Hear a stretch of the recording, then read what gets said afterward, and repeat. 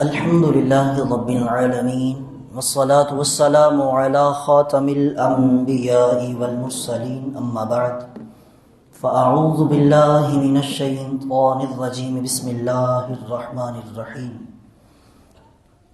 محمد رسول الله والذين معه أشداء على الكفار صدق الله العظيم اللهم صل على سيدنا ومولانا محمد وعلى آل سيدنا ومولانا محمد وبارك وسلم الصلاة والسلام عليك يا سيدي يا رسول الله وعلى آلك وأصحابك يا سيدي يا حبيب الله.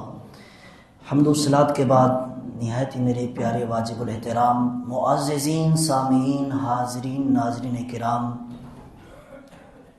استاذی و استاذ العلماء معززین پیارے بزرگوں بھائیوں دوستوں سب کو السلام علیکم ورحمۃ اللہ وبرکاتہ.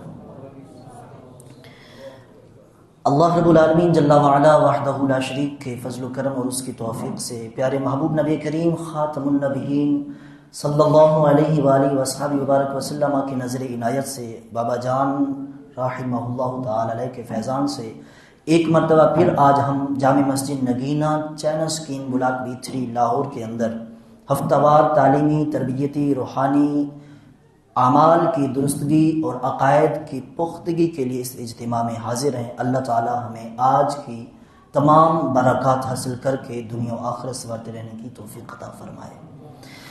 جیسا کہ آپ سماعت فرما رہے ہیں آج کا جو ہمارا موضوع ہے یہ بالخصوص عقائد کی پختگی کے حوالہ سے بھی بہت اہم ہے اور خلافت سیدنا صدیق اکبر رضی اللہ تعالیٰ عنہ کی طرف سے یہ ہمیں بہت خاص پیغام ہے جس کی طرف علماء مبلغین واعظین نے دیا ہمارا دھیان ہے اور بالخصوص مشائخ اعظام اور صاحبزادگان والا شان نے جو اس پر گفتگو فرمانی ہے ہماری اصلاح کرنی ہے اس پر ہم سب کی توجہ بہت اہم اور ضروری ہے. تو اسی طرح حضرت سیدنا صدیق اکبر رضی اللہ تعالیٰ کی خلافت آپ کی عظمت کے حوالہ سے آپ نے جیسے پہلے سماعت فرمایا کہ آپ نے رسول اللہ صلی اللہ علیہ وآلہ وسلم کے وصال با کمال کے بعد یعنی ظاہری زمانہ سے پردہ فرمانے کے بعد آپ نے ہر قسم کی اسٹیٹ کو سنبھالا مضبوط اور محفوظ کیا اور اس کو پھیلایا. اور اس وقت جس طرح جو فتنے اٹھے ہوئے تھے منکرین ختم نبوت ہوں یا منکرین زکوٰۃ ہوں یا دیگر اور فتنات فسادات منافقین مرتدین جتنے بھی تھے سب کا سر کچل کر رکھ دیا اور اسٹیٹ تیار کر دی. باقی آنے والے جو خلفاء تھے ان کے لیے بہترین ایک راستہ ہموار تھا جنہوں نے پھر اس کو آگے پھیلانا شروع کر دیا. اب سیدنا صدیق اکبر رضی اللہ تعالیٰ کی خلافت کے حوالہ سے حضرت سیدنا مولا المسلمین علی المرتضیٰ شیر خدا کرم اللہ وجہ الکریم آپ کے کیا اس کے حوالہ سے پیغامات ہیں وہ سماعت فرمائے کہ آپ نے فرمایا کہ جب سیدنا صدیق اکبر رضی اللہ تعالیٰ کے حوالے سے فرماتے ہیں کہ جب رسول اللہ صلی اللہ علیہ وآلہ وسلم نے اپنے ظاہری زمانہ حیات میں مصلی امامت پر یعنی ہمارا دین کے معاملے میں امام سیدنا صدیق اکبر رضی اللہ تعالیٰ کو چن لیا تو پھر جب دنیا کے معاملے میں امام کو مقرر کرنے کی باری آئی تو فرماتے ہیں تو پھر ہم نے یہ مقدم جانا اور اسی کو جو ہے اچھا اور محبوب اور مقبول جانا. فردینا لدنیانا من رضی رسول اللہ صلی اللہ علیہ وسلم لدیننا ہم پھر خلافت پر بھی راضی ہو گئے کیونکہ رسول اللہ صلی اللہ علیہ وسلم نے دین کے لیے تو پہلے ہی ان کو ہمارا امام بنا دیا تھا تو ہم بھی راضی ہو گئے. یہ سیدنا مولا المسلمین علی المرتضیٰ شیر خدا کرم اللہ وجہ الکریم آپ کا یہ پیغام ہے.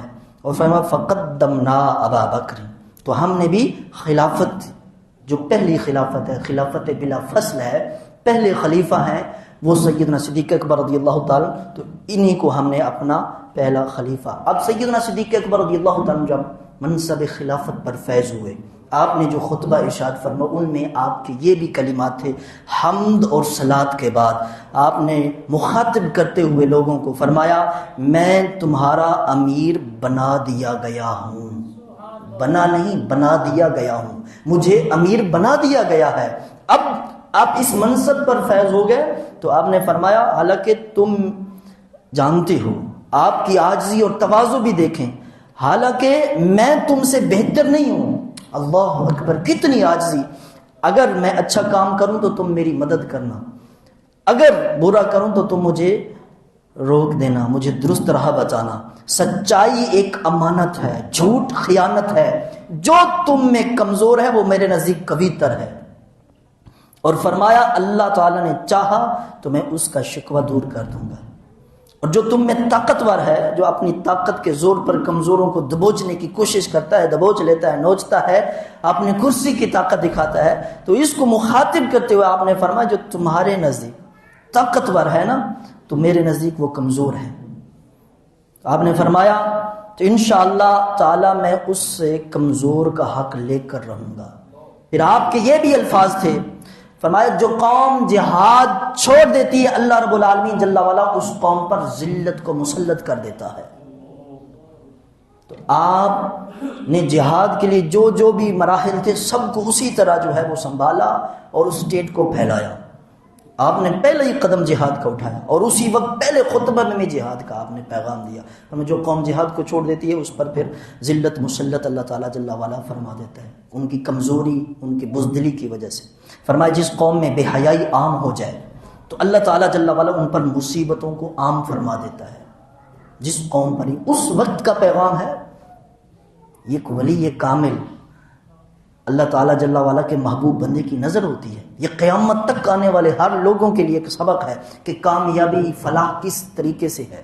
جو بھی جس منصب پر فیض ہے اس کو امانت، دیانت، صداقت کے ساتھ اگر وہ سنبھالے گا، چلائے گا، نبھائے گا تو اس کے اندر کوئی کسی قسم کی رکاوٹ اگر کرنے کی کوشش بھی کرے گا تو کوئی بھی ایک ذرا انچ برابر بھی اس کے اندر خلا نہیں پیدا کر سکے گا. کیوں؟ اللہ رب العالمین جل وعلا کی مدد شامل حال ہے. اللہ تعالیٰ کا وعدہ ہے یا ایھا الذین آمنوا ان تنصروا اللہ ینصرکم ویثبت اقدامکم. اے ایمان والو، اللہ تعالیٰ جل وعلا کے دین متین کی مدد تم کرتے رہو، اللہ تعالیٰ جل وعلا تمہاری ہر نہج پر مدد فرمائے گا اور تمہیں ثابت قدم بھی رکھے گا، کہیں ڈگمگائے گا نہیں. یہ توکل اللہ والوں کے لیے پیغام ہے، یہ صداقت، دیانت، امانت والوں کے لیے پیغام ہے، یہ ان منصب پر فیض لوگوں کے لیے پیغام ہے جن کے دل خلوص سے بھرے ہوئے ہیں. وہ جہاں سے مرضی جس طرح کے حسد سے، تعصب کے، کینہ کے تیر آئیں وہ خود بخود مڑ جاتے ہیں، وہ خود بخود ختم ہو جاتے ہیں، مٹ جاتے ہیں، یا اپنی منزل جو ہے وہ کراس کرتا ہے. بابا جی سے کہا رحمۃ اللہ تعالی فرماتے پتر یہ گاڑی ہے، یہ دین کے کام کرنے والوں کی گاڑی چل رہی ہے، جو چڑھ گیا چل گیا چل گیا، جو رک گیا وہ رک گیا. دین کسی کا محتاج نہیں ہے. اگر کوئی کہتا کہ اس کی وجہ سے دین میں کمی آ گئی، فرمایا کرتے کلمہ دوبارہ پڑھو، تمہارا ایمان اتنا کمزور ہے. ہمارے الحمدللہ میں فخر ہے ایسے بزرگوں پر کہ اللہ رب العالمین جل وعلا نے ہمیں ایسے بزرگوں کی صحبت عطا فرمائی، قرب عطا فرمایا. الحمدللہ ثم الحمدللہ، جنہوں نے ہمیں اتنا پکا پختہ عقیدہ بتایا ہے کہ دین کسی کا محتاج نہیں، اسلام کسی کا محتاج نہیں. وہ ہمارے ایمان کی حفاظت کرتا ہے، ہماری آخرت کو سنوارتا ہے. تو آپ اسی طرح انہی پیغامات کو لیتے. سیدنا صدیق اکبر رضی اللہ تعالیٰ عنہ آپ نے فرمایا جس قوم کے اندر بے حیائی عام ہو جائے اللہ تعالیٰ جل وعلا ان پر مصائب کو مسلط فرما دیتے. جب تک میں اللہ اور اس کے رسول صلی اللہ علیہ وآلہ وصحبہ وسلم کی اطاعت میں رہوں تو تم بھی میری فرما برداری کرنا، اور جب میں اللہ اور اس کے رسول صلی اللہ علیہ وآلہ وسلم کی نافرمانی کروں تو تم پر میری اطاعت لازم نہیں ہے. کتنا واضح پیغام بتا دیا. پھر اس کے بعد آخر میں فرمایا اچھا اب اٹھو، نماز کا ٹائم ہے، نماز ادا کریں، اللہ تم پر ہم پر رحم فرمائے. تو یہ حضرت سیدنا صدیق اکبر رضی اللہ عنہ کا یہ اختصار کے ساتھ خطبہ ہے، لیکن اس کے اندر بہت وسعت ہے.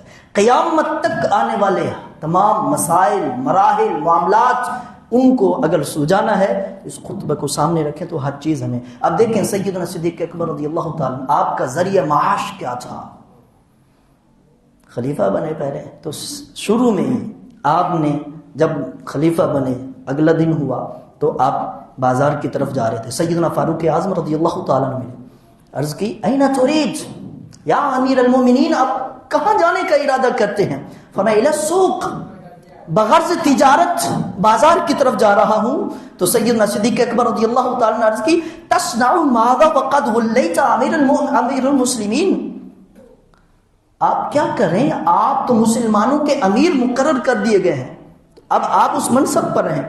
تو فمن این آتم عیالی، تو پھر میں اپنے عیال کو، گھر والوں کو، بچوں کو کہاں سے کیسے کھلاؤں؟ فرمایا یہ آپ کا کام ہم کرا دیں گے۔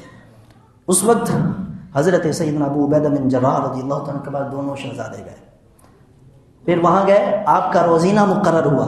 حضرت ابو عبیدہ بن جراح رضی اللہ تعالیٰ نے آپ کا روزینہ مقرر کرتے ہوئے فرمایا کہ میں درمیان مہاجر کے برابر آپ کا روزینہ طے کر دیتا ہوں۔ تو پھر حضرت سیدنا صدیق اکبر رضی اللہ تعالیٰ کا روزینہ مقرر ہوا، اور لباس گرمیوں کا، سردیوں کا، فرمایا جب یہ پرانا ہو جائے یہ واپس دے جانا، نیا لے جانا۔ یہ کامیابی کی سیڑھی ہیں، کامیابی کی لڑی ہیں۔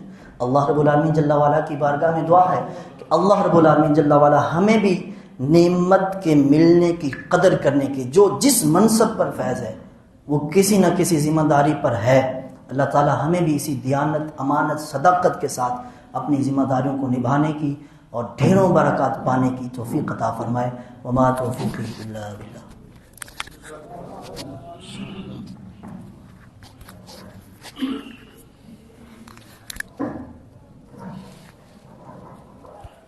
ماشاء اللہ، سبحان اللہ، بڑی ہی پیاری اور مصلحانہ گفتگو فرما رہے تھے علامہ مولانا مفتی ناظم محمود اویسی صاحب۔